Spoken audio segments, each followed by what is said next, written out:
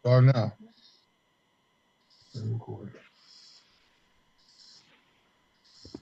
CT's coming.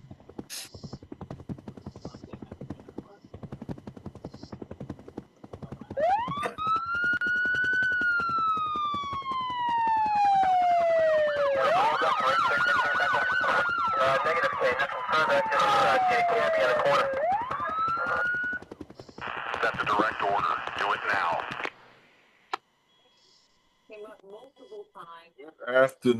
Good afternoon. Today is Thursday, July 24th, 2025. We are Roll Call, Black, White, and Blue for Better Relations. I have a few of my friends here with me on today. I have D with us. I have Will. I have Rich. I have AC. I have JT. And I have Cheech, who was with us, wasn't with us, back with us again. I don't know what Cheech is doing over there. Uh, Cheech over there playing with his buttons. But listen, good. Glad you guys are here today. A few of our members are not with us because they have things to do. You know, that's what happens during the summertime. But we're going to have a moment of silence, and then we'll go into a disclaimer from Cheech and a statement of purpose from Rich.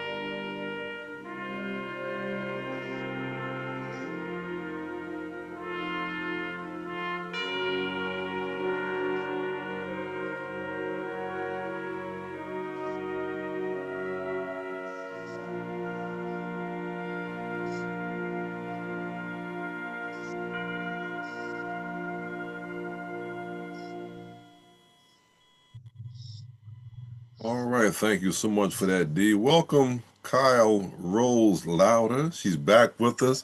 I don't want y'all to think that Kyle had a problem. Kyle was on vacation, taking it easy, relaxing. I mean, she's retired.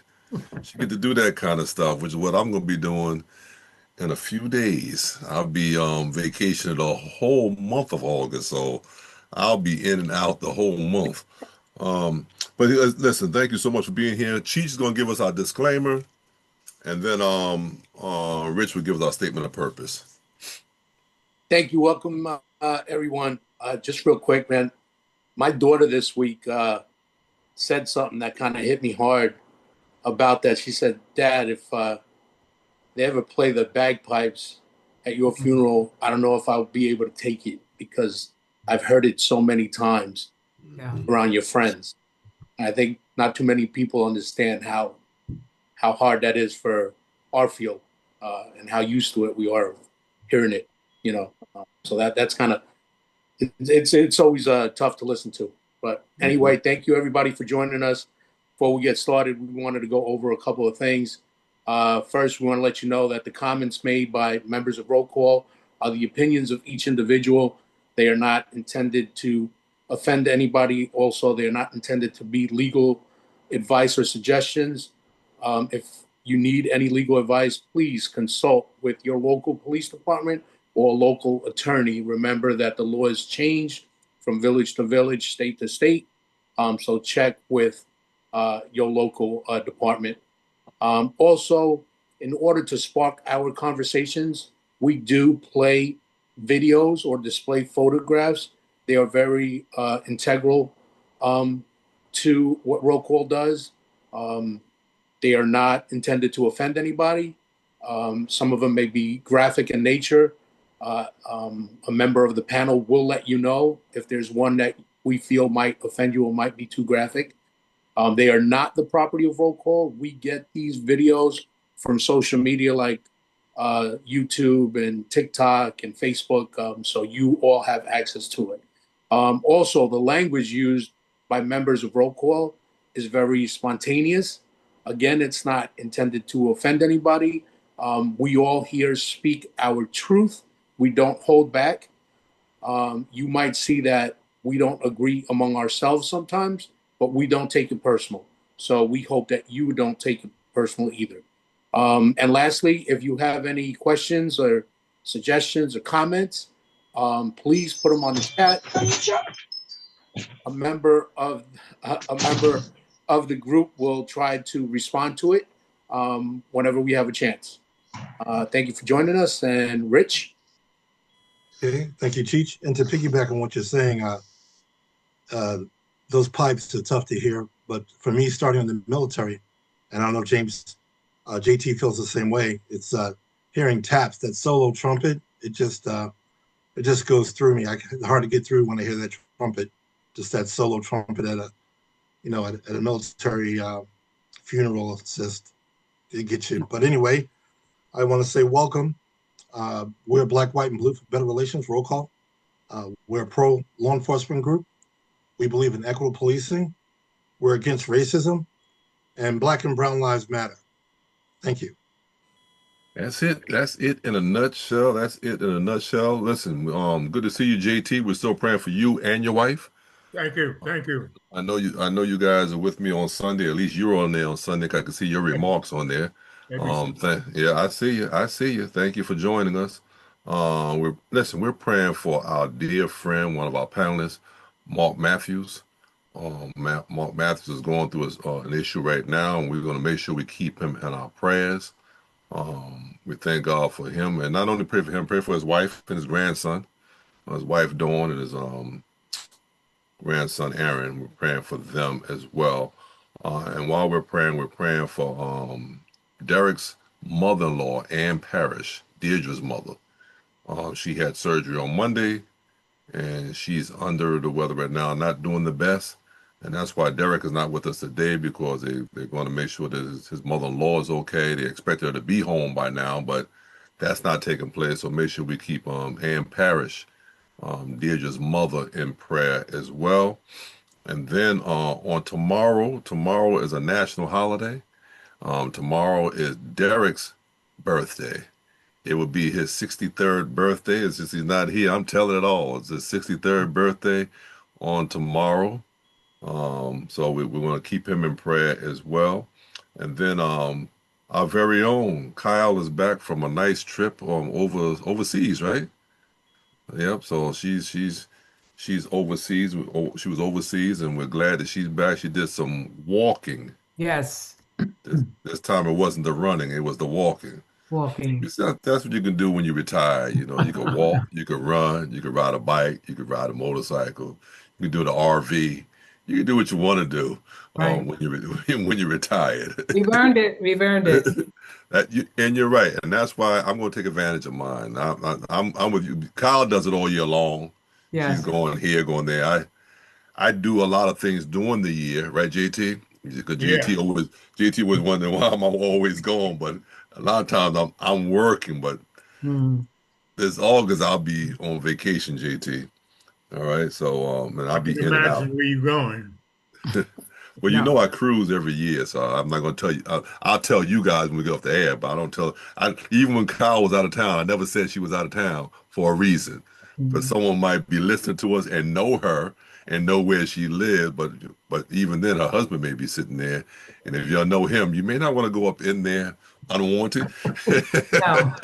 because he's one of us. You know what I'm saying?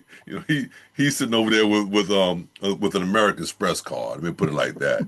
He don't leave home without it either. So, all right. Let me see. What else do I have here? Derek's birthday. Then the passing of Malcolm Jamal Warner took place on this week was a shock to the nation. You know, a guy whose name was not in the media for anything negative. Known him since his childhood. I mean, just a positive image of black culture. And so to see these young men, I just saw a photo of Kobe. Oh man, what's the guy name that played from Howard University? The Black Panther. Played the Black Panther. Chadwick Boseman. Yeah, Chadwick Boseman. So it was like Kobe, Chadwick Boseman, and then Malcolm Jamal Warner lined up. And Kobe was 41, Chadwick was 43, and Jamal 54. Yes. It's like really like to see that bothers me. And let me do another shout out for someone y'all wouldn't even know. But it's a pastor, and this means the world to me. A pastor in Rochester, Dr. Ricky Harvey, got news this week on Saturday night. His son was coming back from visiting his brother in Maryland, had a one-car accident on I-64 in Virginia, and passed away. You know, that hits me right in the heart because my son had the accident on the highway as well, coming on his way home. And so I'm praying for Dr. Ricky Harvey, Mount Olivet Baptist Church, I think in Rochester, New York. Keep him and his family in prayer. It was their youngest son, 21 years old, a student at Howard University, not Howard, Hampton University. He was going to be a senior this year. He was a half hour away from returning to the school and had this tragic accident. So I'm praying for the family. I did speak to him. And you know, speaking to him, I couldn't even keep my composure because I'm speaking to him about his son, thinking about my son, and thinking about everything that's going on. So let's keep each other in prayer because we never know where death is. JT, I do see your hand. I'm gonna move on. Question about Mark. Is he hospitalized? Or Yes. He is? Yes. Thank Yes. Okay. All right. So we'll keep them in prayer. And we keep you guys in prayer as well. We have a show for us. I'm glad there's 7 of us here. I mean, 8 of us here. I'm glad there's 8 of us here. We do have a show. We can keep it going. Let me say, last week, I think Will led us last week, right, Will? You led last week. Thank you so much for leading. And thank you all that was here last week for helping them out. I was in a conference last week, our annual session for the local association. I got something else coming for our youth in August, but I enjoy what I do. I love what I do. I got time to do it, and I love it. So let us get started today. I know last week you guys said you wanted to finish a conversation about the NYPD and something about 30 officers involved in the situation. I don't know the story. Maybe someone can help me out and D can get us going. Yeah, really quick. This in the NYPD, they had 31 officers that were relieved of their duty after being hired. Apparently, one of the supervisory over at the hiring had a little issue and they slipped through the cracks. So they ended up relieving them of their duties, but shortly after that, they were placed on a modified duty. We can talk about that a little more when we get going. Let's take a look. Group of rookie officers is on their way out, according to the NYPD. Sources tell us they never should have been hired in the first place. So why were they then patrolling our streets? Investigator Masa Saidi getting some answers and both sides of the story tonight. Tonight, stunning news. Dozens of cops allegedly unfit to serve on the force and on the street. The investigation sparked after it was revealed the recruits failed their psych evaluation. Looking deeper, the sources say the department discovered they also allegedly lied during the application process. For example, failing to disclose prior license suspensions, arrests, even criminal convictions. According to the NYPD, the officers were initially told they were barred, quote, receiving final notices of disqualification, yet somehow they were still hired. Here's former NYPD Lieutenant Darren Porcher. If the allegations are investigated and they're deemed to be credible or quote unquote true, then these individuals should not be police officers. An NYPD spokesperson says the department was not legally allowed to hire these individuals and was forced to inform them they could no longer continue. But the police officers union pushing back. Quote, these police officers aren't responsible for the NYPD's broken hiring process. The PBA president saying, quote, as far as they knew, they were qualified to be officers because the NYPD hired and trained them. Another great question regarding the hiring process. Are drug tests are required? Absolutely, guys. This all happening in the midst of a mass exodus at the department. Data shows in 2023, hundreds more officers left the force than joined. In response, this year, the police commissioner reduced the number of college credits required to become a cop. In 2023, this requirement led to the disqualification of 29% of NYPD applicants, meaning we turned away 2,275 potential officers. We can't afford to do that any longer. So 31 officers are involved here, according to police sources. They've been on the job less than 2 years. They were part of the 2024 and 2025 class, we're told. In the next 24 hours, these officers either have to resign or they will be fired. Again, the union is pushing back against that. Coming up at 6, we're looking at what happens with the arrests that have already been made by these officers since it's being claimed that they're not trustworthy. So we heard two sides there in your report. Who then is responsible for this? So the person in charge of the unit that's in charge of hiring has been transferred out, according to sources, and they are facing disciplinary charges. That's all we know at this hour. But again, we'll be back at 6 with any new information that we learn. All right, Masa, thank you for that. Let's address Kyle real fast. I do see a hand, Cheech. She put a notice in there, but aren't they on probation when they're first hired, then easy to let go? Totally true. Even in New York. I think, what's the probation? What is it, a year and a half? Year and a half. Yeah, year and a half for probation. So it's not just like the 30-day probation, whatever. You know, in North Carolina, I know they can do what they want to do in North Carolina. They can, you don't even have to be on probation. Listen, we don't need you no more. Bye. You know, I'll let Will talk about that. Well, let me get Will real quick because I don't know. Cheech, was your question, your hand raised? Go ahead. Okay, yeah. Let me get Will and then Cheech. To that point, it's different with sheriff's offices and municipal agencies. When you work for the sheriff's office and you work at the pleasure of the sheriff. So whether you are a brand new hire or a 20-year veteran, the sheriff walks in and can dismiss you for whatever reason or no reason. Your recourse is if you feel like that there was some protected class issue that was violated or a factor in your release, then you can go through the EEOC. But when you work for a municipal or company, law enforcement, because the leaders are appointed rather than voted in by the civilians, there is a due process that is utilized for termination. Now, there's some sheriff's offices that may incorporate a due process, but by and large, if the sheriff walks in and says, you didn't support my campaign, you got to go. You got to go. Okay. Hey. That's how it is. And in North Carolina, you guys don't have unions, do you? No. Yeah. No. It's a right to work state. Yeah, right to work. So it's a right to fire too. You know, they have that right by law. Let me go with Cheech and D. Yeah, so she said something there that caught my attention. Said can't afford to reject officers any longer. Does that mean you're dropping your standards? You know, Yes.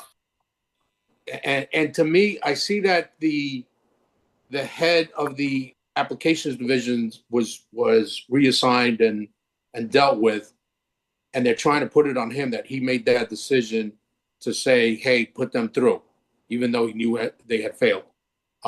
I can't see one person taking that on. To me, that had to come from higher ups, saying by what they're saying that they're shorthanded, they're short-staffed, and they're not finding officers like they used to. So this is the reason they probably said, let's take them.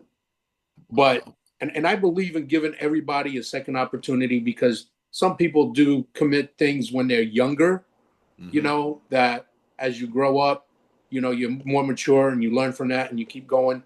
I have a cousin who was rejected by Nassau County PD. I had told him, hey, take the test. He got out of the military, went through the whole thing with flying colors.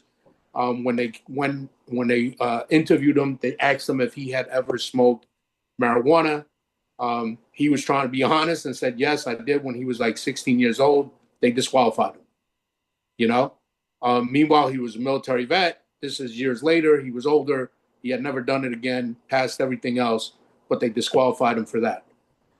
Now, my other thing is at the beginning, their disqualification was not for prior minor offenses, which I can be like, okay, not a big deal. It's their psych evaluation. That's a big one for me. You failed your psych evaluation. That's a problem that can come up later on. You know, that's not something that can be changed easily. So there's where I have the problem is that it be in your psych evaluation. And then what does it say for all the former applicants, especially recent ones that got turned down? Can they now file a lawsuit because they were not hired and they were let go for the same offenses that these officers were hired, or because they failed their psych evaluation and that was the reason for not hiring them? Can they come back and sue the city now? You know, so this is, I don't know. I don't, like I said, I believe in giving people second chances if it's something minor, you know, but we all went through this. We know our investigators, I'm sure you guys know this, knew more about your life than you did. You know, when I went through it, they told me you have an unpaid $10 parking ticket from Nassau Community College. I went to Nassau Community College, so I was like, I don't remember getting the ticket, but I went that same day and paid it and brought back the receipt that same day, you know. Right. But they knew more about my life than I did. They spoke with my neighbors. They spoke, you know, so we all know what you go through. So this is, I can't see that it was on one person making this decision. I think it came from higher ups because they're so short staffed. That's my personal opinion. All right, D, and then Rich. I just want to say something really, really quick. Being intimately involved with the hiring process with the state police, probably at every level possible. I was trying to think of any level I wasn't involved with as a state trooper, and there isn't one. To answer Kyle's initial question was, yeah, in a year and a half, because ours is 18 months, 6 months in the field, and then after that year, you get what we call cut loose, and now when you're by yourself, anything you do in that year that is against policy, law, there's a whole list of things you can get terminated for. What makes this unique is nothing they did. It's something the job did. That's why they were terminated. That's what the difference is. There's no cause on the part of the officer. They gave the information. If it wasn't caught in the investigation, if it wasn't caught in the process, that's not their fault. They weren't honest. That's their fault. But the fact that it wasn't caught is not their fault. So that's just the difference with this and our normal probation period. This is the way things are going. If you saw the NYPD, the biggest police department in the country, NYPD police commissioners say now what we're going to do in essence is lower the standards. It's exactly what she said, because there are no college credits. We're we got to lower the standards. And that's where it was going. I remember before I walked out of the door, that's where it was going. Okay, we wouldn't let any misdemeanors go at one point. And it was like, all right, maybe one misdemeanor and traffic infraction is okay. And then it was like, all right, look, because we're not getting people. Let's do some misdemeanors. You see where we're going? Now you got guys walking around with felonies because that's where the system goes. I don't think we can lower those standards. Chief said it right, the psychological. So you understand that's not just one thing. That psychological is 4 or 5 different steps. There's a written test, which has to equal up to the interview, which has to equal up to the investigator, and then the last step will be the polygraph. So somewhere in those steps that should have gotten caught. That's why I think that gentleman was let go. Not that it's his fault. We know what a sacrificial lamb is.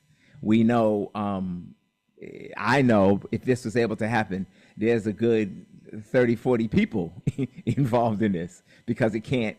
If I don't get it, Kyle's going to catch it. Kyle don't catch it, Don's going to catch it. It's somebody's going to catch it. Cheat's going to catch it. Somebody's going to catch it. And if they don't, it's because, and this is why I think he was let go, because the system started allowing these things, let them go, let them go, let them go, let them go, let them go. And now you have YouTube videos. That's what it's going to come to. Now there are guys that have psychological issues, guys that haven't disclosed having criminal crimes and criminal behavior. Now they're walking around the street enforcing the law. So I think we got to be careful. There's a lot more that's going to go on here, I think, with, I think Don said it, the suits. Going to be a lot of lawsuits with people. I know if I got dismissed and I got a felony and the felony guy got on, I'm suing. Because for me, this was a job of a lifetime. So I'm suing because, you let him on, you got to let me on. So there's going to be probably a lot of suits and a lot more heads that roll. And the process and the situation is going to have to change. And if you don't want it to change, and I know we have an allowing type community now, then we're going to have more YouTube videos. And we're going to have more shows like this. Because those people are now enforcing the law. Thank you, D. Thank you, D. Y'all excuse me, I'm going to be off the camera for 1 second, but I got Rich and I got JT. Yeah, what? Okay. All right. I feel like Kyle does. You have that year probation that all things can be handled, whether there's a mistake on the department side or the officer. Because if something really egregious that the department missed, then they should let you go.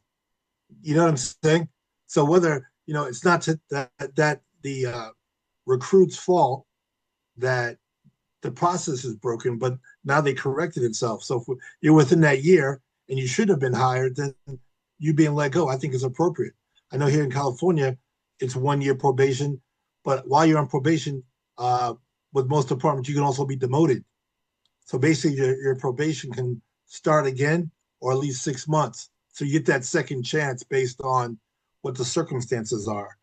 But I believe on both sides, like I said, that you should be let go if it comes to light that you did a certain thing, you have a felony, and they missed that or something else.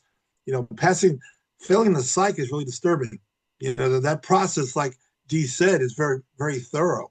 I know here in California, I took a 700 question test, a psych test of 700 questions. I've never had a test that had 700 questions, and you see a psychiatrist and the other factors, investigator and this and that. But and people are failing that, then yeah, you got to go. I mean, we can have people that are on the street supposed to protect and serve and they're actually disturbed. If you like setting fires, that's a problem. And I know there's a lot of questions on the psych test went back to fire. Do you like to set fires? Do you like to watch them?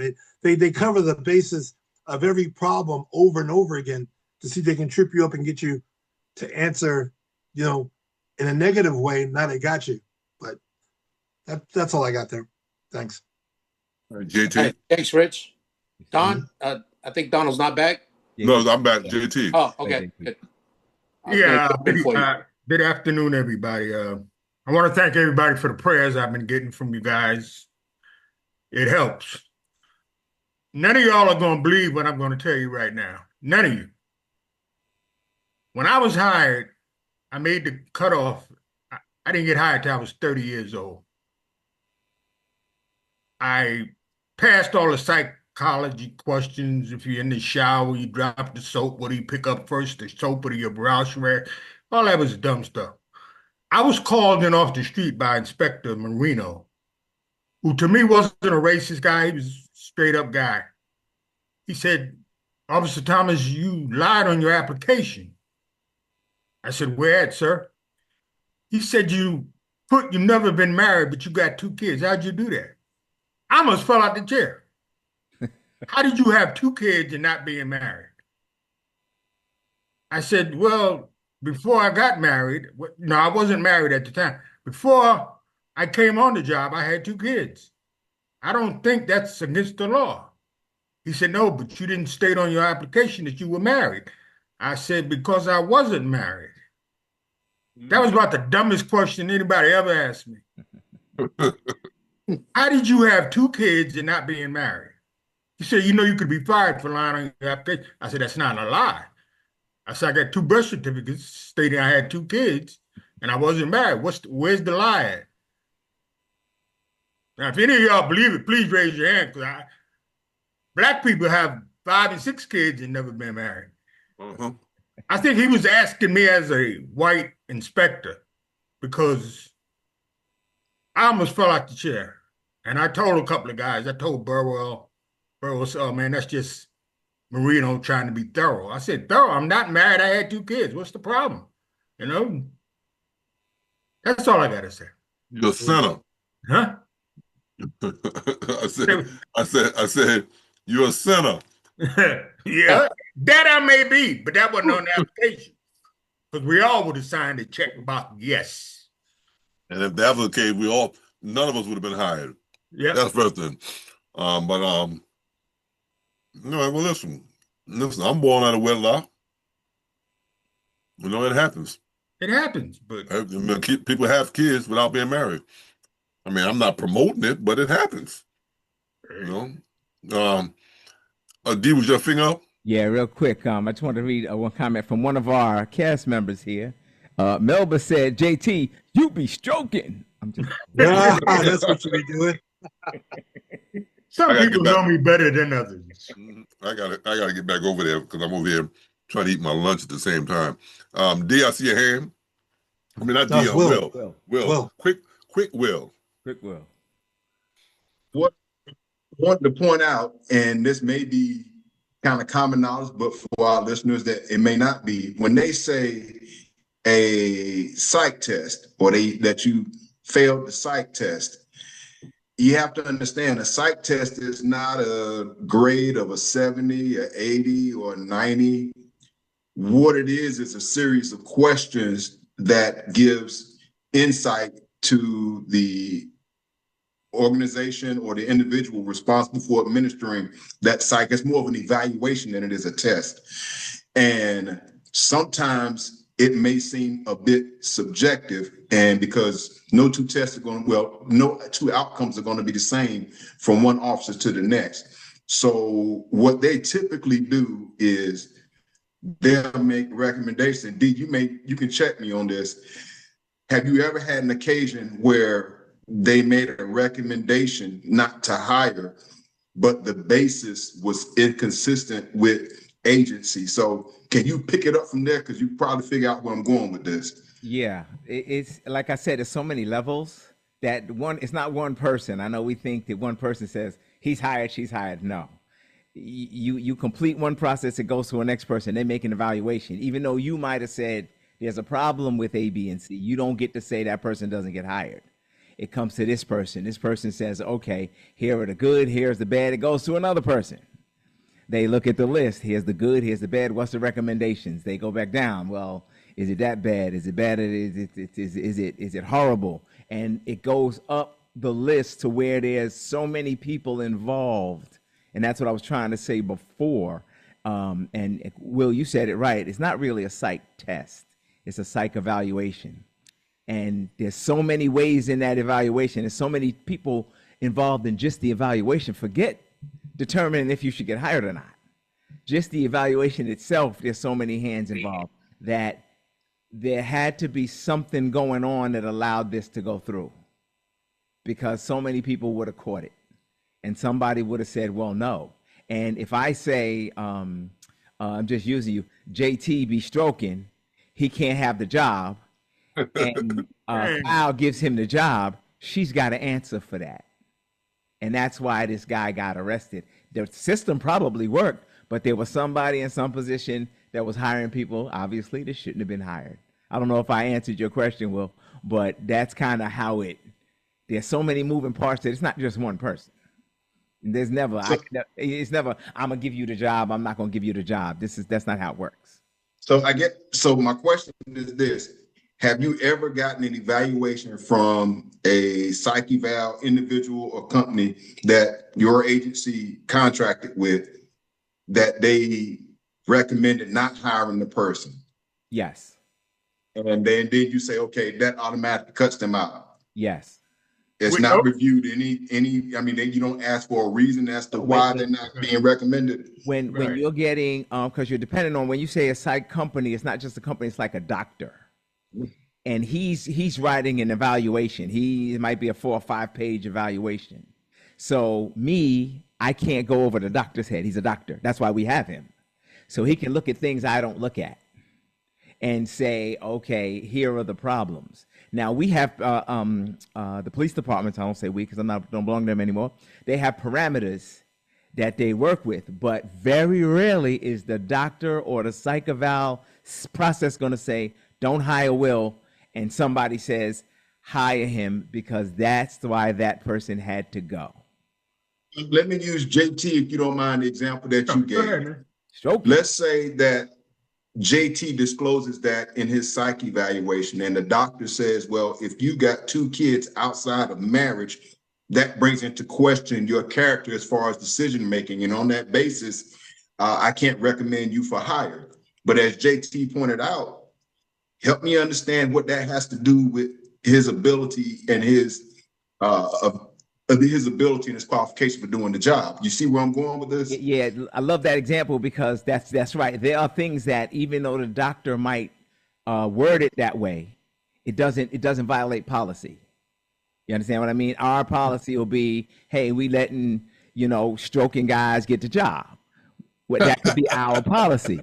So when the doctor says he be stroking and he's got 2 kids and he's not married, we go, that's very, very nice. Thank you, doctor. But we still hire him. But I keep making, because it's a list of things that if the doctor says he pulls wings off of flies, he can't go. If the doctor says, you know what I mean? Those are the questions. You guys know the questions. Doctor says, he opens his eyes in the dark, there are certain things that he might say that we can't, that the process have shown we can't take people that do these things. So that's kind of the way it goes. JT stroking, you see, he did 40 years. And he's still, ain't stroking now, I tell you that. So really, D, there's no pass or fail. No. They just evaluating. It's their decision. It's their decision. It's an evaluation. But how can one guy say hire him and the other guy say don't hire him, and they got 2 different reasons?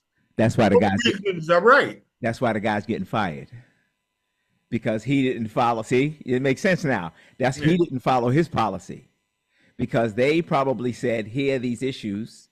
Or I know I think they're taking polygraphs again. The polygrapher said, hey, this guy has some problems. And that guy said, hire him anyway. When he shouldn't have said hire him anyway, he should have said reevaluate him. And now he costs 31 people. What does it cost? $1 million to train a law enforcement officer? So now you don't wasted $31 million. That's why he got to go. Can you be reevaluated? Yes. Yes. Under lawsuit or yeah, other ways, yeah, you can. Well, I was blessed. Okay. All right. Any other comments on that before I get to Cheech and Kyle? Because they're still talking about it. I just want to know you guys all right. No, yeah, go ahead. All right, Cheech. Ladies first. All right. Hey, Kyle. Yeah, I just wanted to say, just raise this issue. I don't have any problem with what anyone has said here, and I'm listening because I know it's a involved process to get somebody on the job. But just know that one of the things that Black and Brown community raised, one of the issues they raised during all the police reform talk was that the failed psych evaluation, because it wasn't necessarily a tangible thing that you could look at to say this person committed this crime, so therefore he's not on the job. It's this abstract evaluation or subjective review of someone. Two people or three people can look at the same person and come up with different evaluations. That was something that was traditionally used. This was the allegation that failed psych evaluations was what the department traditionally used to keep Black and Brown folks off the job. And so, it's very, I'm listening to you. I don't have any strong opinions about it, and I appreciate what you've said about the process and just how thorough it is. But just know that perception, right or wrong, is out there in the community, that it is something that's been used against us, because it's not something that you could hold on to and say, look, here's the thing, So just putting that out there. I got one question for D. Suppose you were arrested, you went to court, but you wasn't convicted. Can they still hold that against you? What happens is it goes to the investigator, and the investigator has to look into that, like almost investigate it again. He'll go back and he'll talk to the law enforcement officers that were involved. I've even talked to judges. I'll talk to the victims. I'll talk to the witnesses just to see exactly, that's what they've empowered us to do, exactly what happened. And then in my report, I'll make a determination based on I'll do an investigation of what happened. So now I can say, because we know, you're in the car and all kinds of things happen. You're on the peripheral part of it. You're not really doing it. So it depends on the investigator and how he writes that up. And he can write it up and say, okay, here's what it said. It said disorderly conduct, but it was actually a kidnapping. You understand? Mm. So that's his job to do that. JT, they could also disqualify you for too much police interaction. Yeah. I've seen someone disqualified because they had too many tickets. They said a total disregard for the law. So it's up to them. And as long as they can stand by and say, listen, this guy is he's running stop signs, he's running red lights, he's speeding, he has a total disregard for the law. I've seen people disqualified for that reason right there that I just told you. A total disregard for the law. Well, they didn't do that on Peninsula Boulevard, because I knew a guy there. He'd sit there and write everybody. You ain't know nobody, so stop lying. I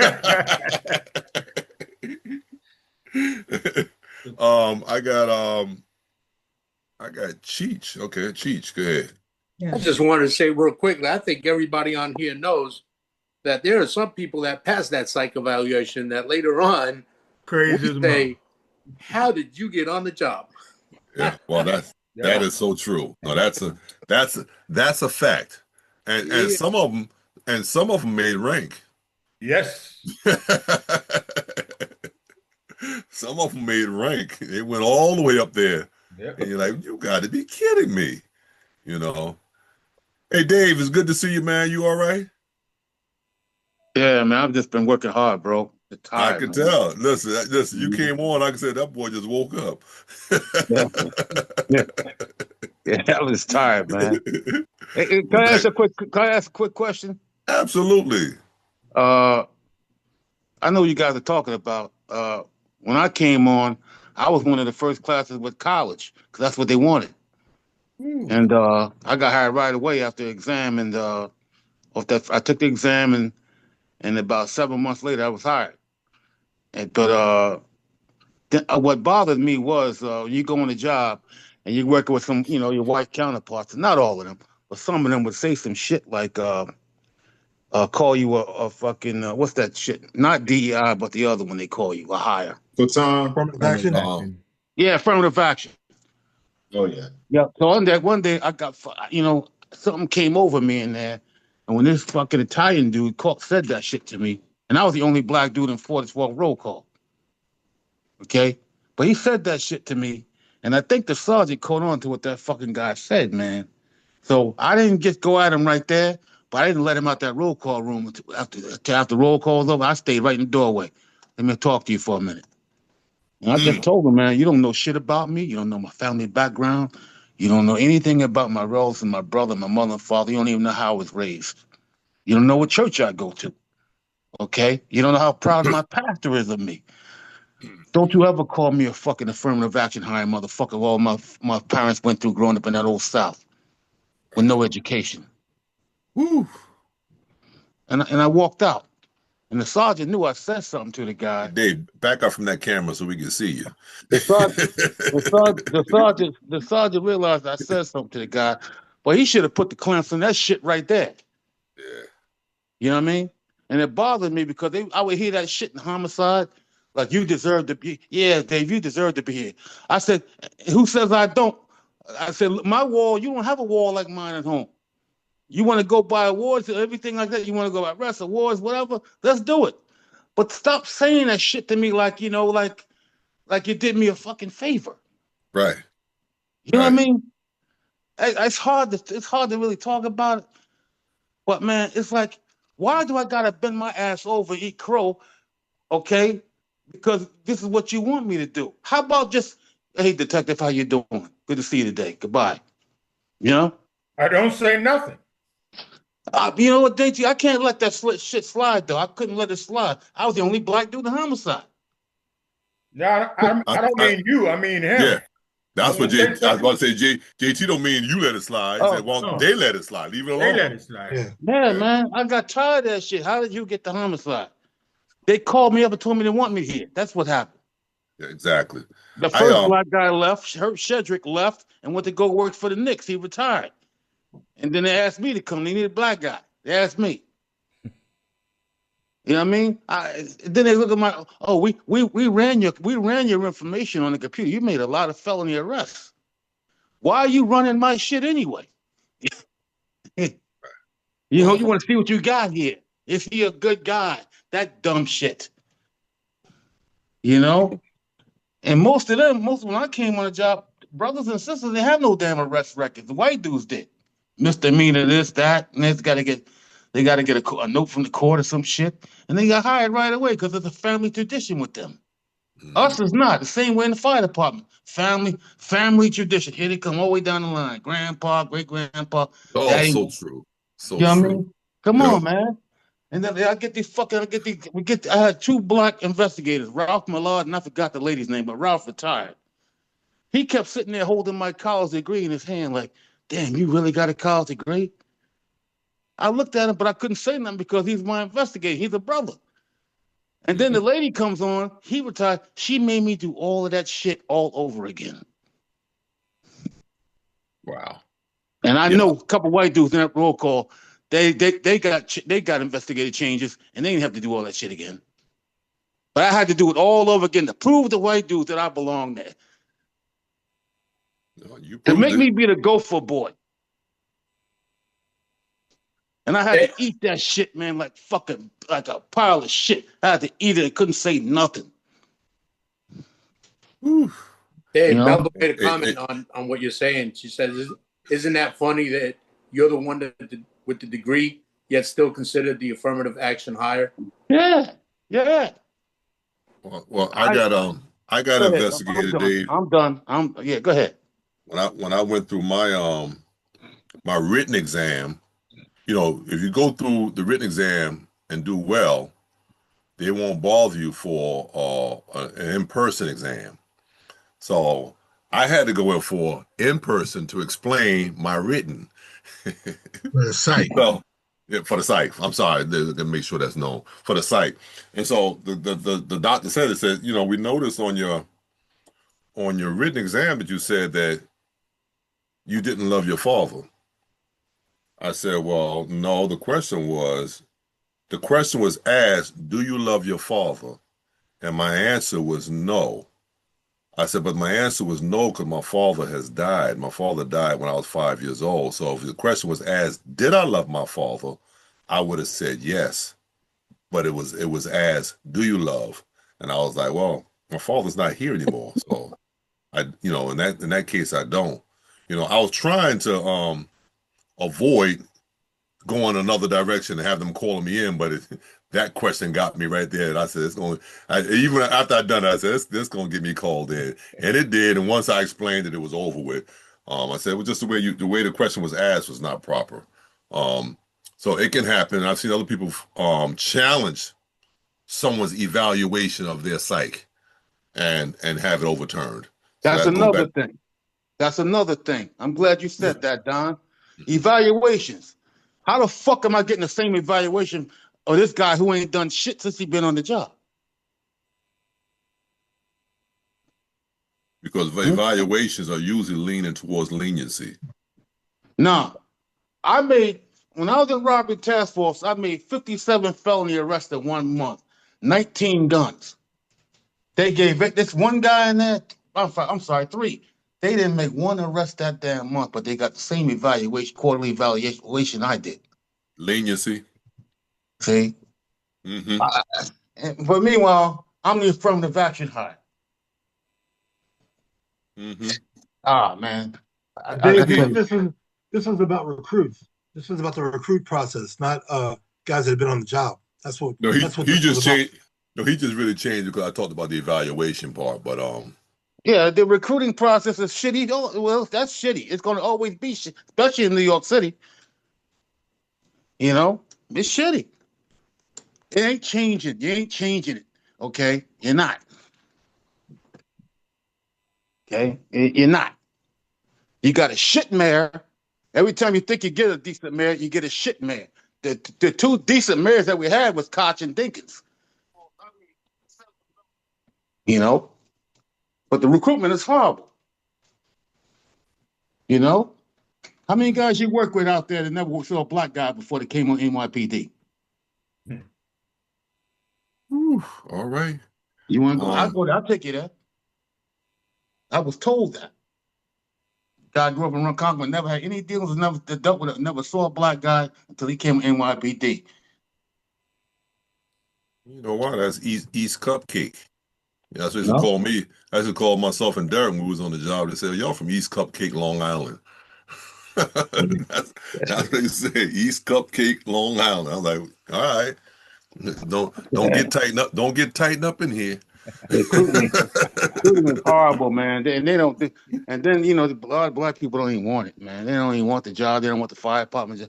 I tried to tell my son to take that fire department test, but I had outside influences like, oh, he's going to get killed. He's going to do this, and I just didn't have. I had no help, man.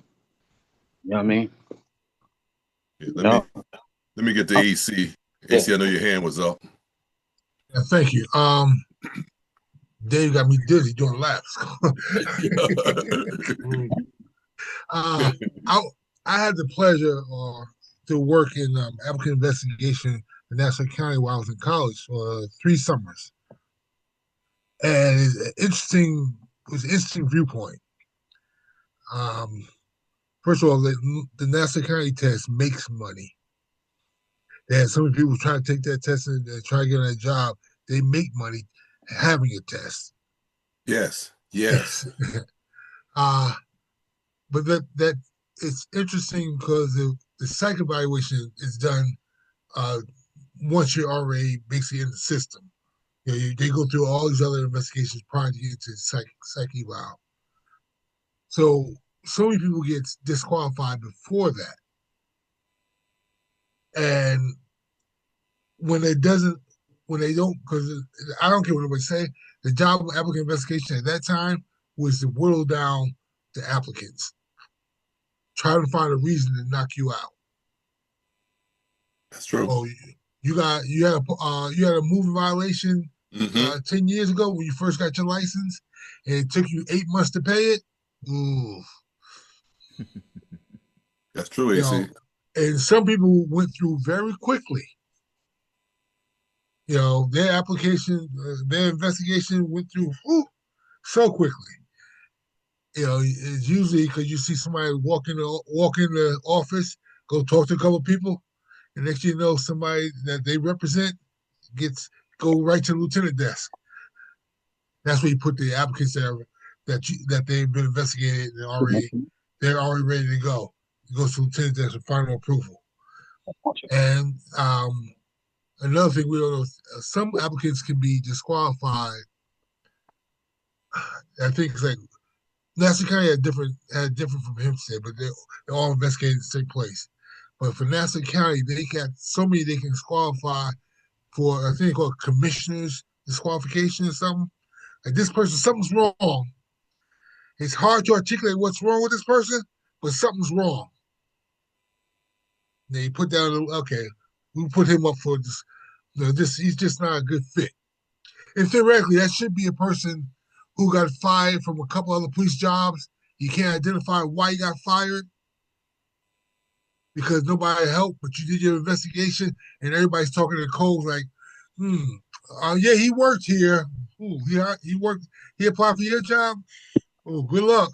You got that a couple times. That should be somebody you look at differently. But it can also, because it's no justification, it can be used for somebody that we don't like the way he looks or she looks. Right. All right. Listen, there was a whole lot of discussion about that. Anybody have anything else with that? Let me see. Beverly Wells says in Nassau County, the majority of the hiring process is handled by Civil Service Commission. True. No, it's not. It's done by the police department, then sent to Civil Service for the checkoff. But the Civil Service would have to well, she said just check it off. The investigation process is done by the police department. Yeah, but she said the majority of hiring process is handled by Civil Service Commission. Wasn't the police hiring. She's talking about Nassau County hiring. She's just talking about the hiring process, period. Because all the other jobs don't go through as much of a background as the police department does. This police department, sheriff's department gets the big ones, but they investigate everyone, even ADAs and all that. Right. Also, Eva says, I've heard Dave's story from some of my law enforcement friends. The stories are so unfortunate. She's a retired correction officer, New York City correction officer. So she knows it. She knows some of that stuff too. Because they go through the same stuff. All right. Yeah, she knows. Yep. Yeah. Oh yeah. All right. Fire department. All right. Let's look at that video with the kid in Jacksonville, Florida. This one here. Now I just saw that today.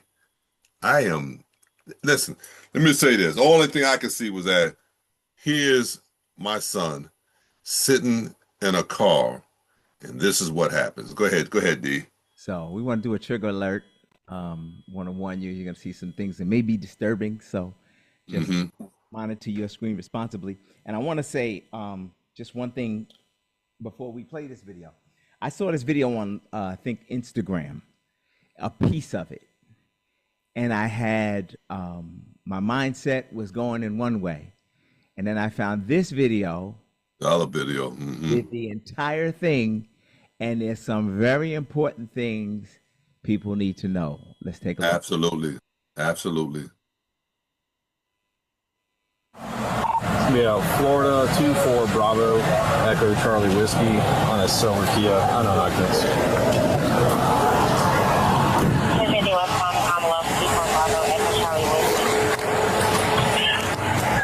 Yes, sir.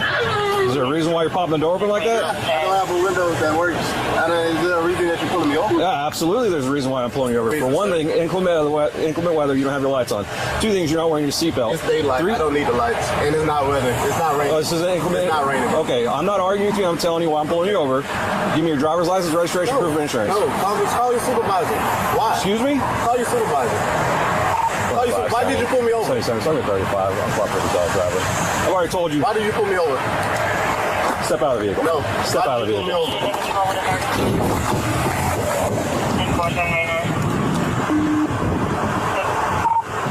25 seconds. For 9-4, the driver just slammed the door and locked it. Call your supervisor. Yep.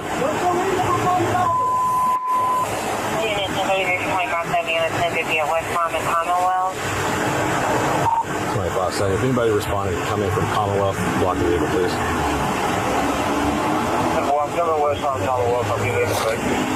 Keep your hands where I can see them, sir. My camera's on too. I've already told you. Okay. Okay. Right now you're under arrest for resisting. You understand? You're under arrest for resisting. The longer you take us on, the worse it's going to be.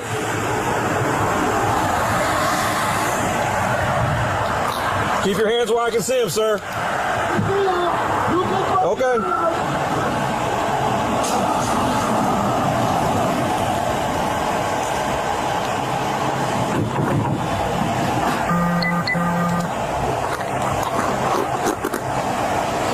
Sir, this is your last warning to open the vehicle and exit before we're going to break the window. Open the door and exit or we are going to break the window.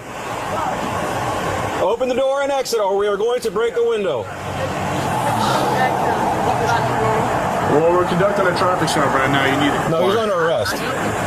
Hey, I'll out the car. I'm going to push it up. Open the door and exit. You are under arrest for resisting. Open the door and exit. You are under arrest for resisting.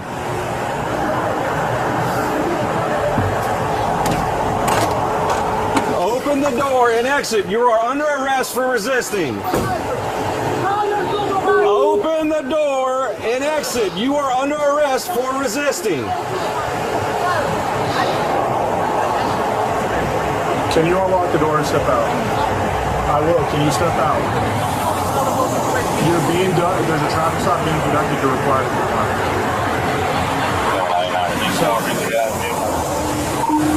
Vehicle's locked in. Yes. He's locked it up. Put the window down. Correct. I tried to talk to. Huh? Okay.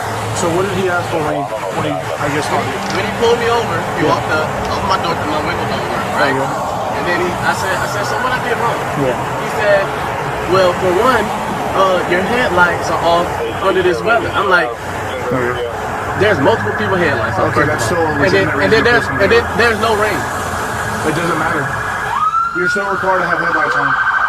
Can you pull that law up? Huh? Can you pull that law up? Yeah, when you step out of the car, I will. Hey. Can you call your supervisor?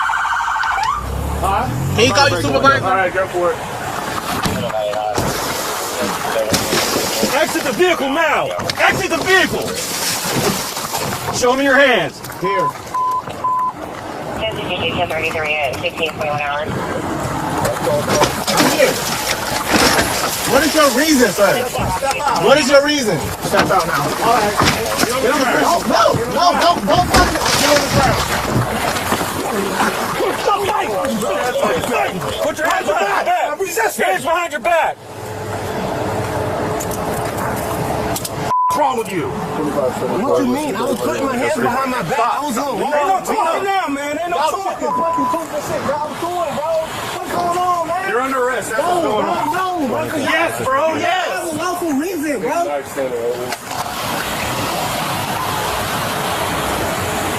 gonna throw my phone like that, bro? Yeah, I'm gonna take it off of you, bro. Yeah. And I'm just trying to have a regular conversation with y'all, bro. That's not how it works. When they asked me to step out of the vehicle, you should have done that shit. So your partner didn't even ask. Marijuana in his right pocket. Yes, it is. So why close the door if you see him pull up? Because, man, what you mean? He talking about arresting me and stuff, but I didn't do nothing. There's no resisting, idiot. I didn't do nothing wrong. I don't know. Can you back me up to the contact clean up? You a bucket that shit, bro.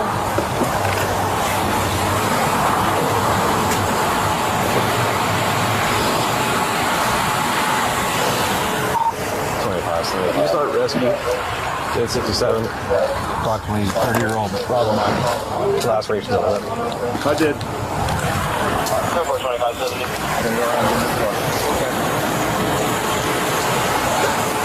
There you go. Yeah. I know. You should put some goes on though. No. Yeah. Oh yeah. What you need tissue?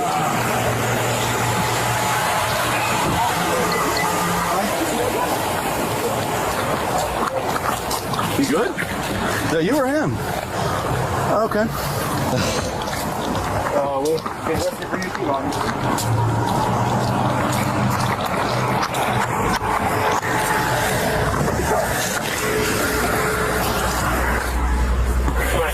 Clear for rescue to proceed.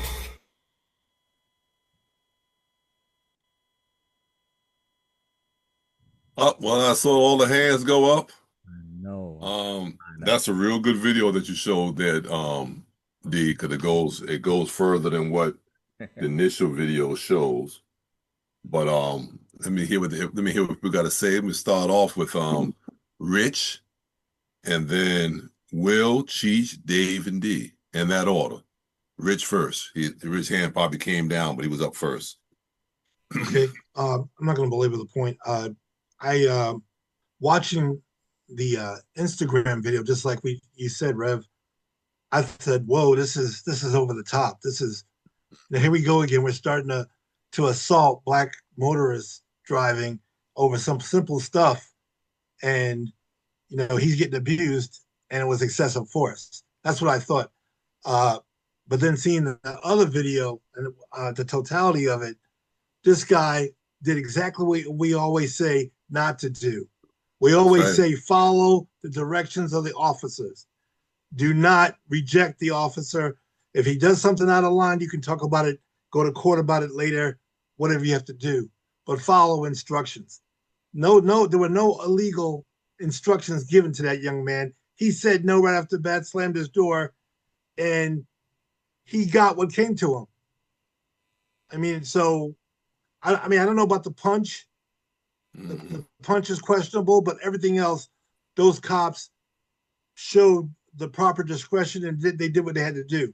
So it's just funny when you see a certain video and then you see the whole thing. And this is what it is. Live to fight another day, handle it in court, follow instructions of the traffic officer at all times.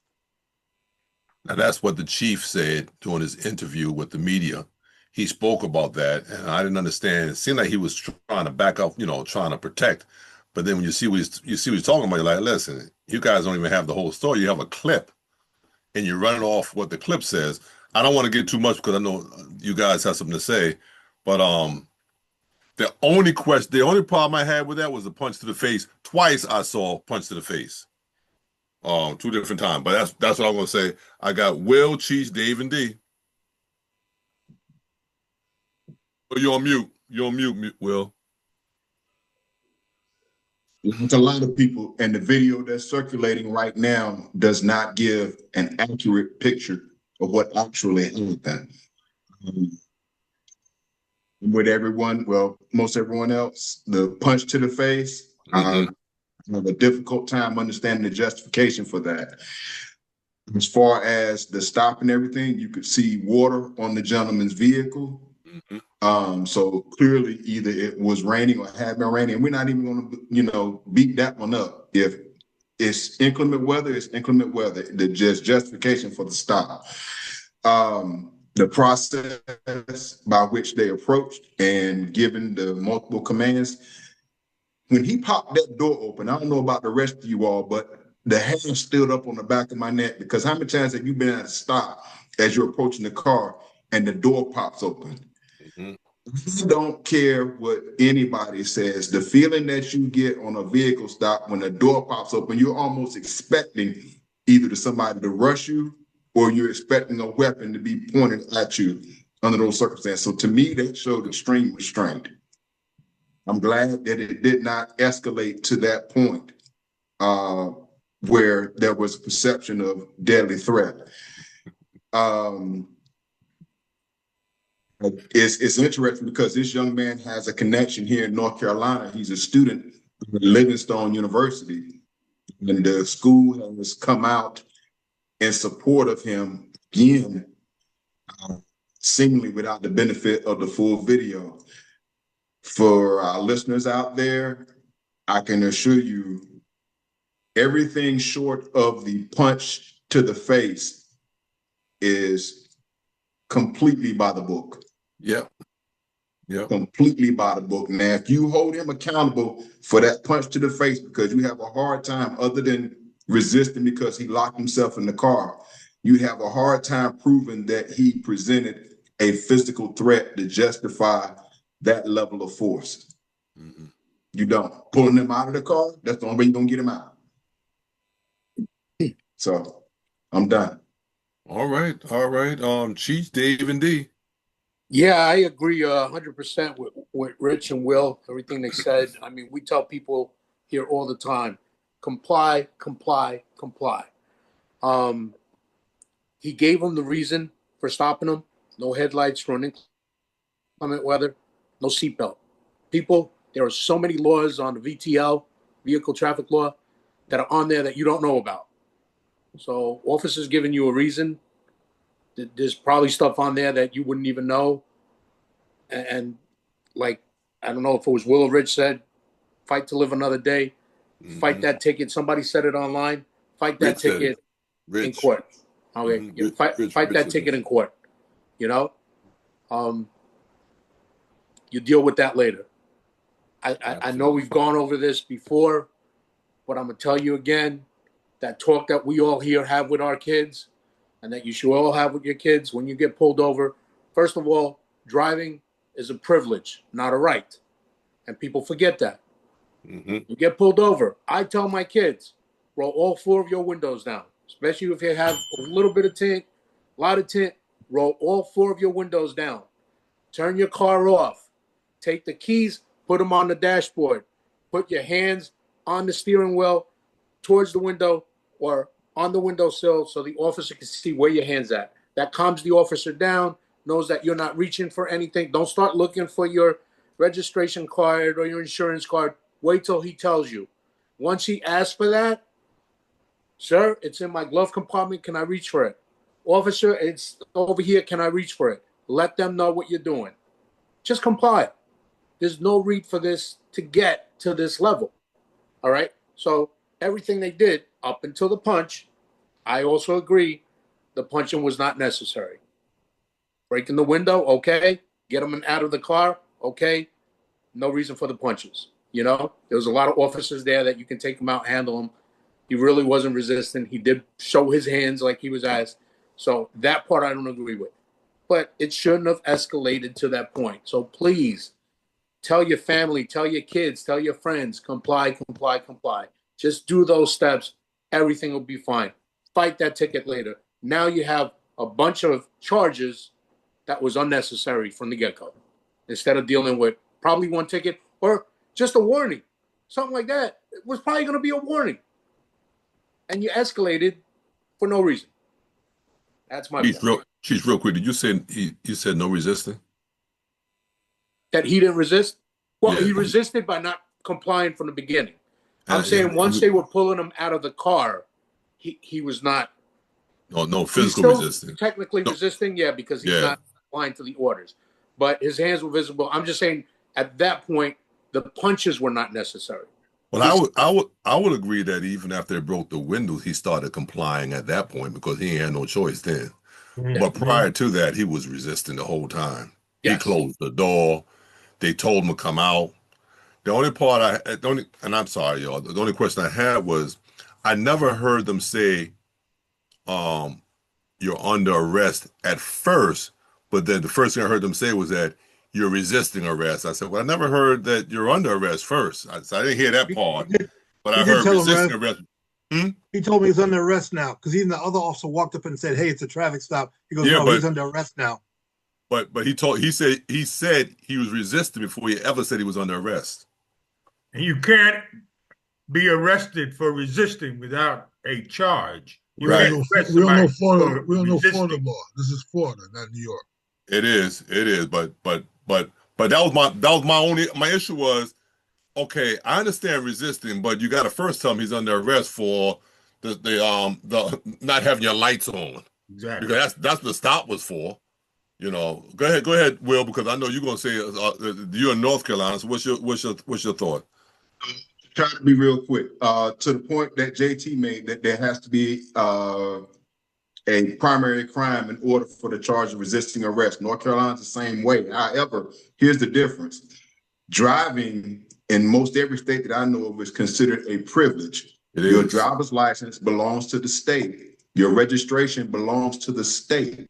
Right. Law enforcement is responsible for upholding not only criminal law, but also traffic law. So the minute that you are stopped for reasonable suspicion of a traffic violation and you do not comply with the officer with regard to that traffic stop, even though that is not an arrestable offense, you are now resist delaying and obstructing.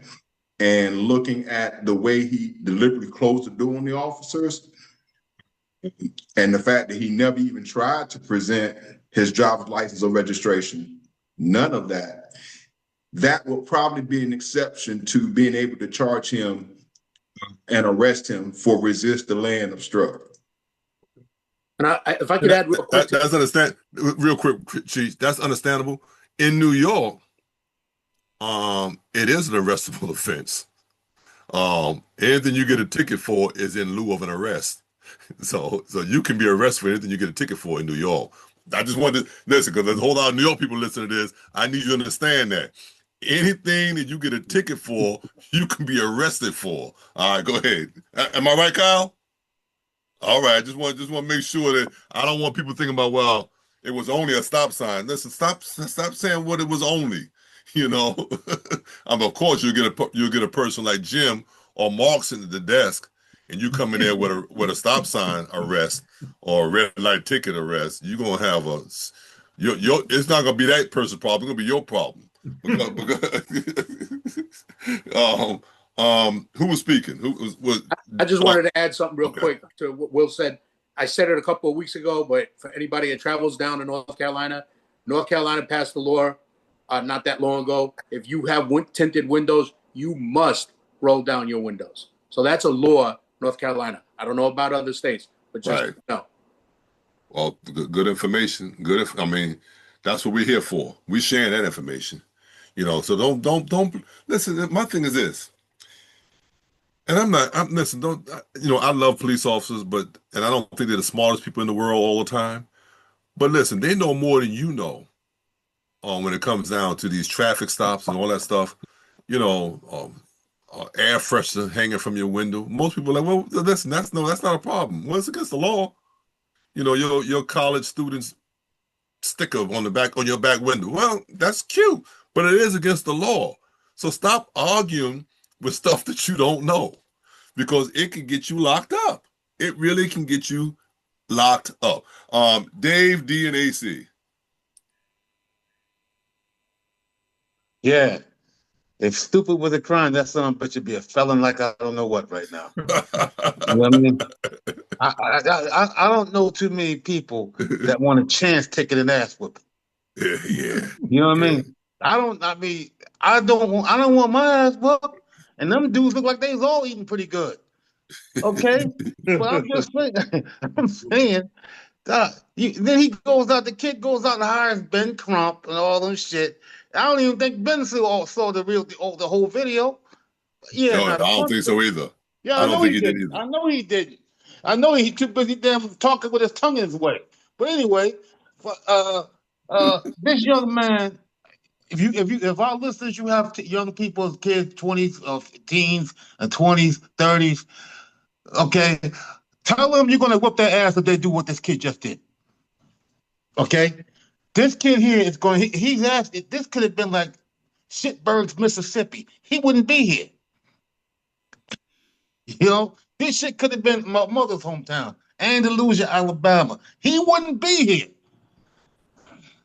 Let me go to my father's hometown, Earhart, South Carolina. Your ass wouldn't be here that sundown town acting that way on a car stop. Okay? Yeah, I know about the punches, okay. But you acting like an asshole from the get-go. Don't know shit.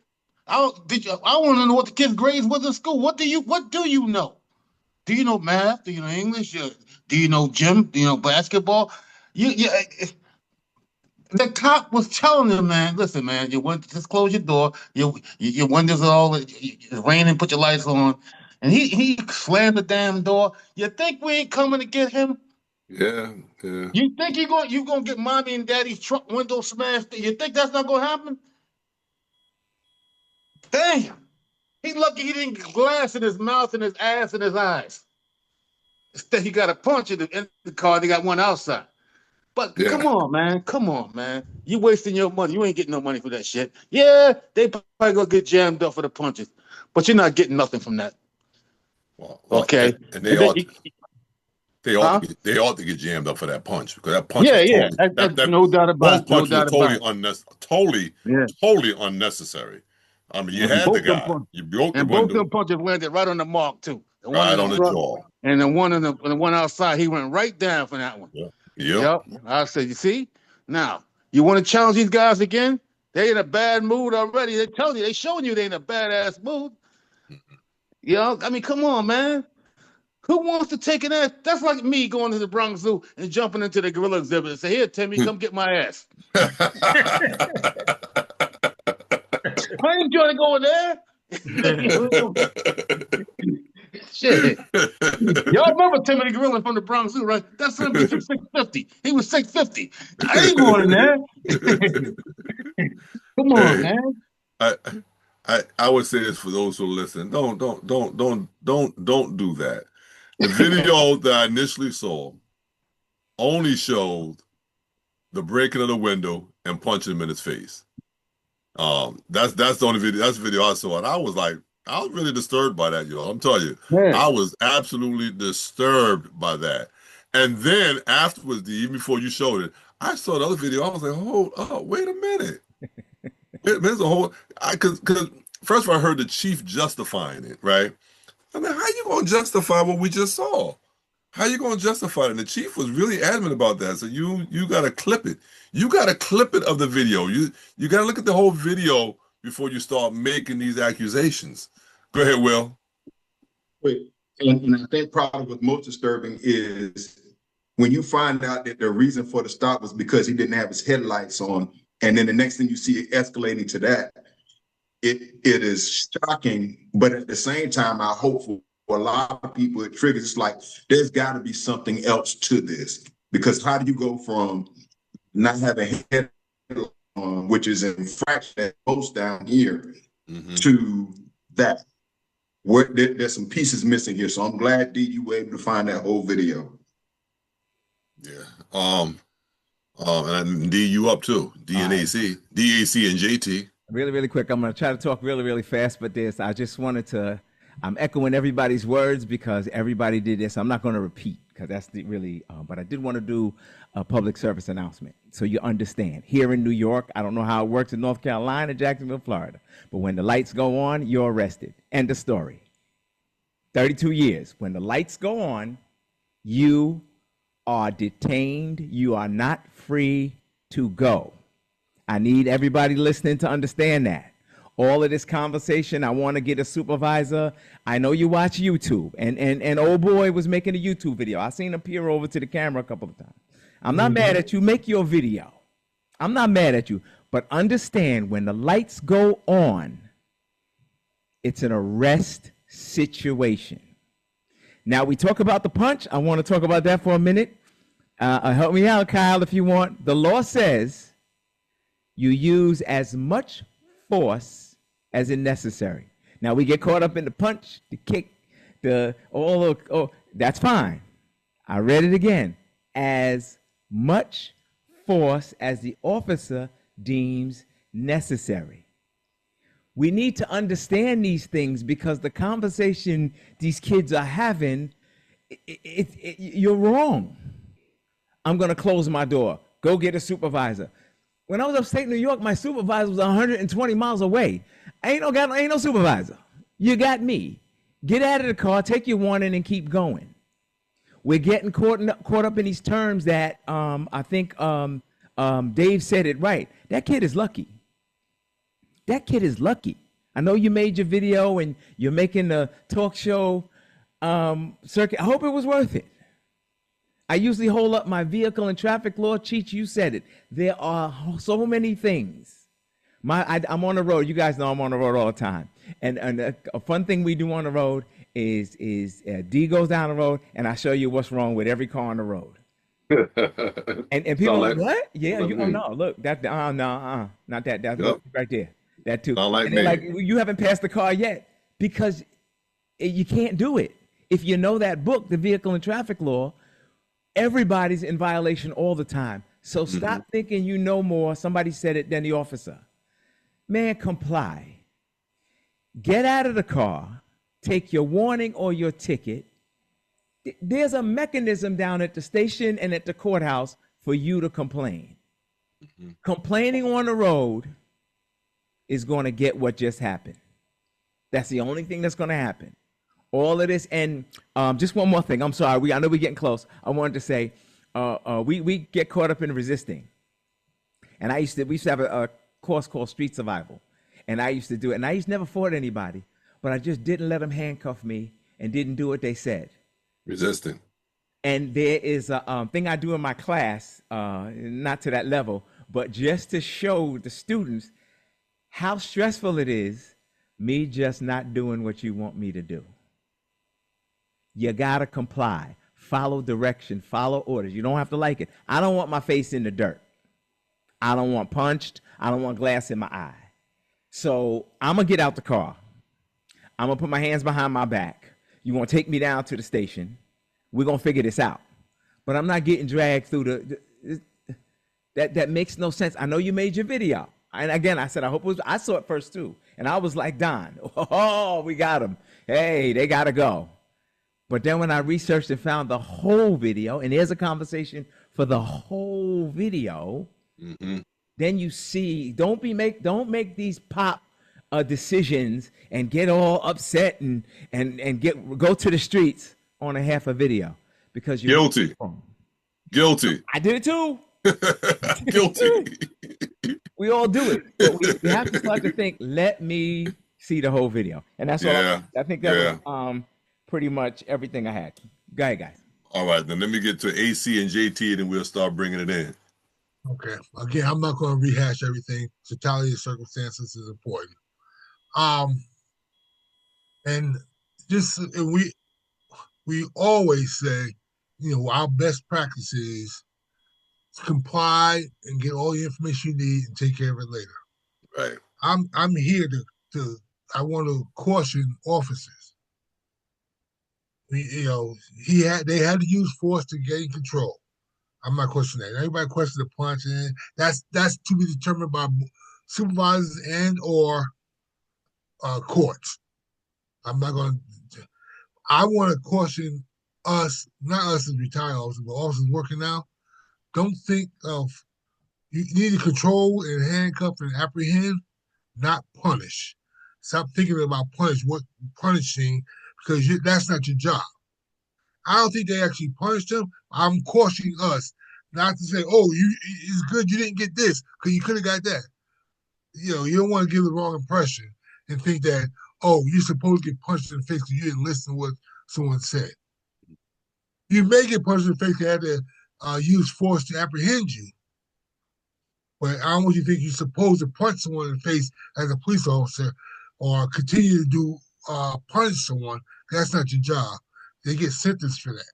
Your job is to bring them to court. Absolutely, AC. Absolutely.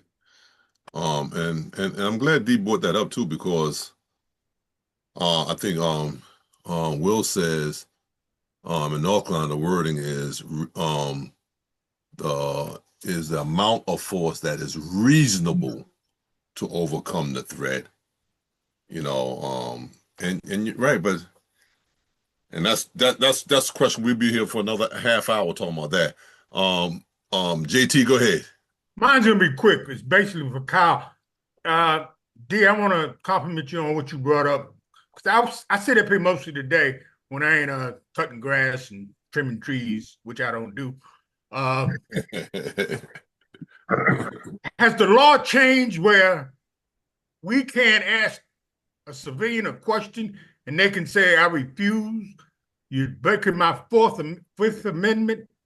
And when they say bring a supervisor and you refuse, I mean, I don't know what the law is now. Because back when I was patrolling, if I told you to do something, you didn't do it. I didn't have no camera on me, but it didn't happen. You know, I say, get out the car, roll the window down. It came down, they got out the car. Now you got all these reels they're showing where people are just totally disrespecting cops.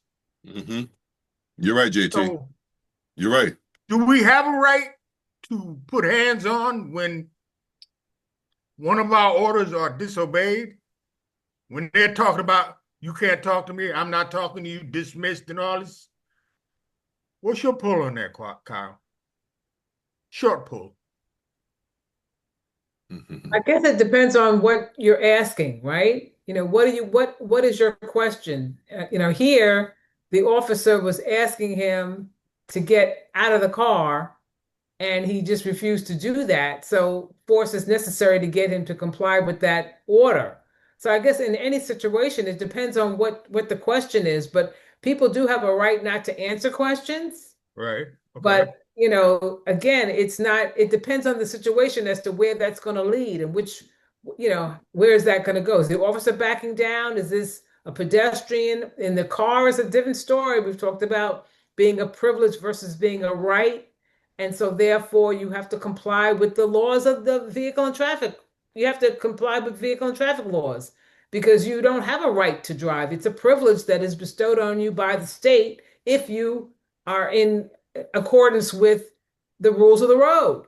Compliance. Officer is charged with enforcing those rules of the road. So there, you know, it really depends on the circumstance. So it's hard to answer your question. People can not answer and whatever consequence flows therefrom based on, you know, that situation. But yes, an officer can ask someone to you know, they can make commands all the time. But it's a privilege to drive, right? But you have to prove you have that privilege, right? Right. So asking them for their license is not beyond reason. No, that's standard. That's very basic. That's as basic as you're going to get. Your license, registration, insurance. That's the first line of, you know, basic questions that an officer is going to. He may ask other questions, but I'm saying in terms of the vehicle and traffic law, he's well within his responsibilities and his duties to ask those questions. JT, let me say this real quick, you know, and I believe it's based on policy as well, police department policies, that if someone says, I'm looking at it from another person's point of view, I want your supervisor. Well, I could tell you when I was working and I did a whole lot of car stops, I was not getting a supervisor for a car stop. I'm telling you right now, because first of all, it wasn't our policy that they asked for one, you had to bring one. So that wasn't our policy in the first place.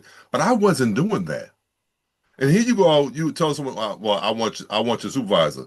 No, I'm the supervisor right now. You know, and I took control over every situation that I had, every car stop I took over. I didn't even want the help of the officer to come and no, that was my situation. I took over that situation and no one else was taking over that. So you know, people watch too much television. I want your supervisor. Listen, y'all, listen. There may be some departments that if you say that, they're required to get a supervisor. That may be, but that's policy. That's their policy, and I don't know if the law in this state either. So let me not even say that. But here, it's not against the law if I don't get a supervisor because you requested one. But how many times have you go into a restaurant, ask for a supervisor or a manager? They ain't giving you nobody. It ain't against the law. Have anybody ever told you, I'm not giving you my license? Who, me? Yeah. Yes. Never. And they didn't have to. But guess what happened? What happened? They ended up in handcuffs. That's all I want to know. You don't have to. You give me a license. Fine. Hey, no. I wish I would call a supervisor for a damn car stop. Might have to be walking the foot post for a year. Absolutely. Come on. Absolutely. Especially New York. Yeah, you walking the foot post. Call me for this bullshit. Especially New York. Yeah. Rich had a finger up, and then we'll be moving on out of here. Thank you. I just have something real quick. Officer safety wise, I feel like watching his initial reaction with the door opening and then shutting it back no and not complying. I just feel like with the tinted windows, they could have taken a step back and actually done a call out for him to get out of the vehicle and not go to his window based on what you saw there if you wanted to be safe. If I can't see in the vehicle, he slams the door. I walk up and he's got a gun pointed at me and now shoots through the window. If you want to go home, that might be a tactic they could have taken. That wouldn't have been, that wouldn't have been wrong, I think, if they wanted to, based on the circumstances. If they couldn't see, it was inclement weather, tinted windows, you can't see what he's doing inside. Now you're going to go up to the window. So that's something I thought about officer safety wise, maybe even fall back. Well, that's what Will said at the very beginning. Oh, he did say fall back? Yeah, well, he didn't say fall back, but he brought that up at the very beginning when the door popped open, what's going on through your heart and all that stuff. He brought it up in the very beginning. But then I started saying, well, you're in Jacksonville, Florida. Everybody probably has tinted windows. You know what I'm saying? So it's something that you're dealing with, but again, it's still a safety issue. Either I can see or I can't see, regardless of where I am. Either I can see or I can't see. So there's definitely practices for safety reasons. But I guess he felt so comfortable because, and even though I don't agree with it, I've done it plenty of times. Walked up on cars with people all up in there and everything, and you don't know what the heck you have up in that car. But you've done it because you've got complacent. And many of us have gotten complacent in police work. Why? Because we've seen it 100 times, and here's the 101st time where it's not like the last 100, and cops have lost their lives based on that. What is that one? What is that from Richard Bowden? The last one, Richard Bowden says the Supreme Court has said that. Let me get back to it. The Supreme Court has said you follow the officer's instructions. You give driver's license when asked. Passengers don't have to. Those orders are not on traffic stops. Okay. Kyle said it too. Listen, it's a privilege. Give me a license. If you don't give me a license, fail to produce. You can have a driver's license and fail to produce it and get a ticket for that. Or be arrested for failing to produce your license, fail to produce your insurance, fail to produce your registration. Listen, y'all, there's so many things people well, I have a driver's license. Well, where is it? Well, it's at home. Well, show me your driver's license. Well, fail to produce your driver's license. Well, I've given that out on a number of occasions. Why? Because at one time my job was enforcement of the vehicle and traffic law. So you know what? I was the wrong guy to run across because I knew that book that D always shows up, that big thick book. I knew what was in there. You know, I knew what I could write you a ticket for.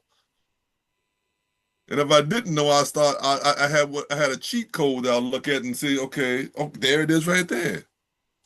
You know?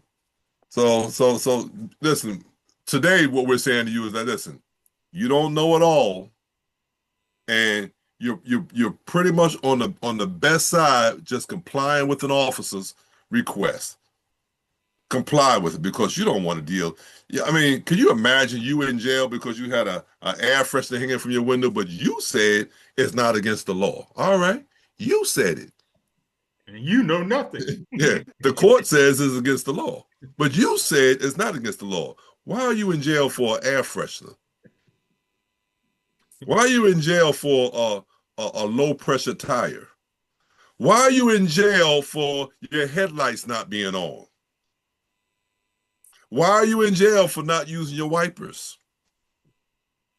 All of these things can get you locked up if you find the police officers tired of your mess and tired of your mouth. So don't get involved with them. As a retired police officer, the last thing I'm going to do is argue with a uniformed officer or another officer's on active duty. I ain't got nothing to say. They the boss. They're in charge. They are the boss. Absolutely, and I may not even like it. Don't think I'm sitting over saying, oh, I like it. I'm fine with that. No. I'm just not gonna make it worse. That's all I'm saying. I'm just not gonna make it worse. All right. Anybody else before we go? D, you got something? I do. Really quick, just a minute-long video. Okay. Talked about a lot of things today. This will probably be a good one for us. We're breaking balls one minute, we're having a good time, and the next minute, boom, one of us is having the worst day of our life, and the other one's dead. Listen to this man. Get the goddamn dirt! Get out of the fucking dirt! Get out of the fucking dirt! Get out of the fucking dirt! As true. Somebody in here tell me that man goes home and becomes a loving father and a gentle husband. Tell me that happens after that shift.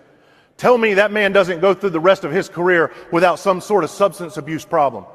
Tell me that man, every time he stops a vehicle after that, he doesn't see his best friend dead at the front of that vehicle. And while he's trying to talk to the driver and the driver is giving him an attitude, he caps off on the driver and gives him some back. And now he's the asshole and he's being written up because of the way he just treated one of these people out here. That's what administration's doing. We're writing people up, but what are we not doing? We're not talking to our people, and we're not sitting them down and asking them, what's going on with you? And we need more of that.